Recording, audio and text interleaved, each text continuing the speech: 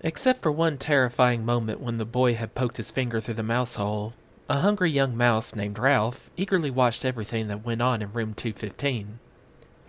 At first he was disappointed at the size of the boy who was to occupy the room. A little child, preferably 2 or even 3 children, would have been better. Little messy children were always considerate about leaving crumbs on the carpet. Oh well, at least these people did not have a dog. If there was one thing Ralph disliked, it was a Snoopy dog. Next, Ralph felt hopeful.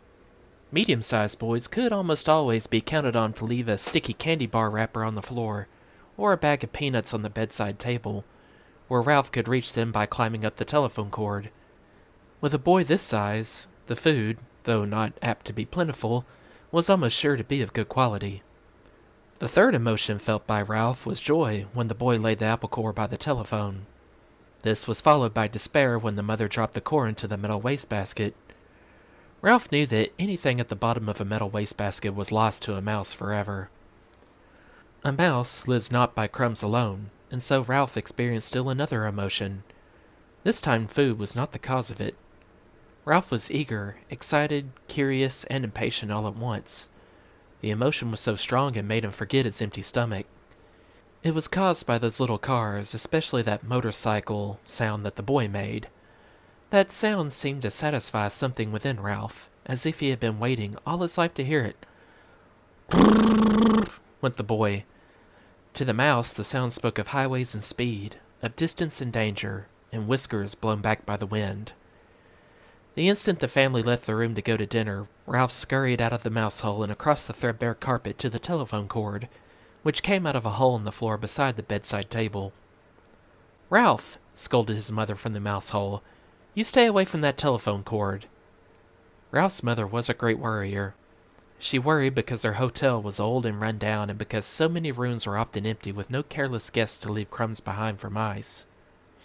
She worried about the rumor that their hotel was to be torn down when the new highway came through.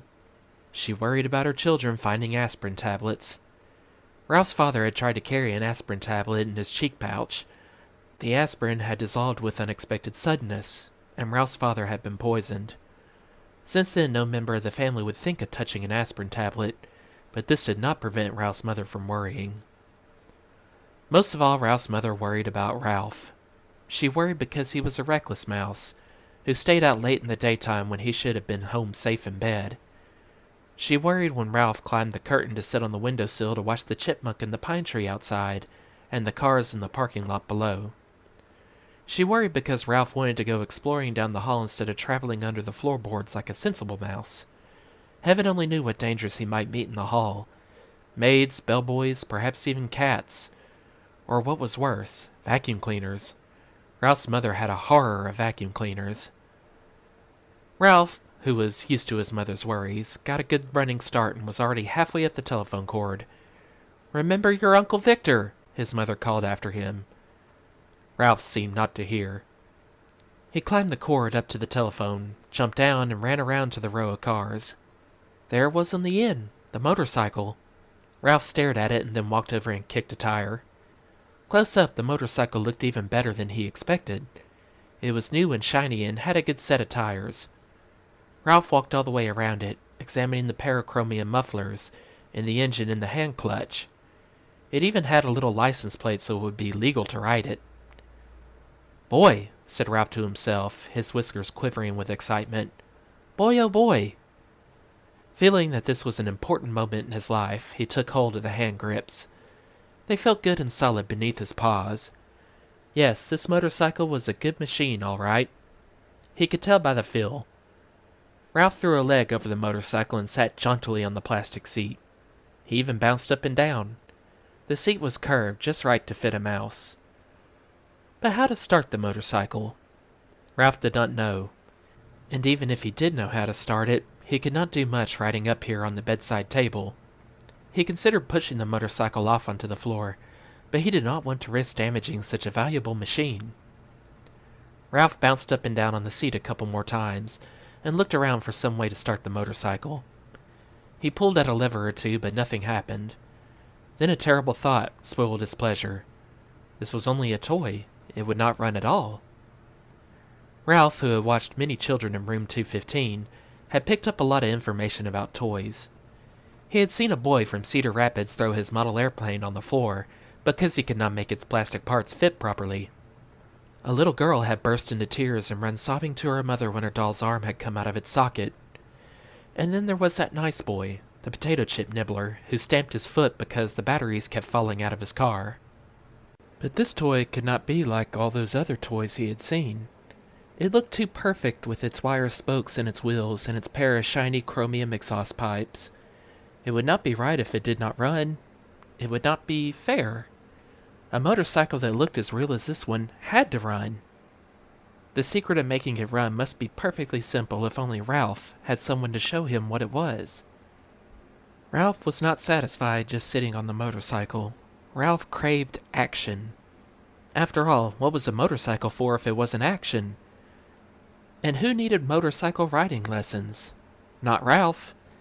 He tried pushing himself along with his feet. This was not nearly fast enough, but it was better than nothing. He moved his feet faster along the tabletop, then lifted them up while he coasted.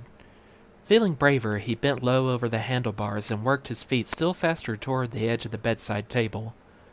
When he worked up a little speed, he would coast around the corner.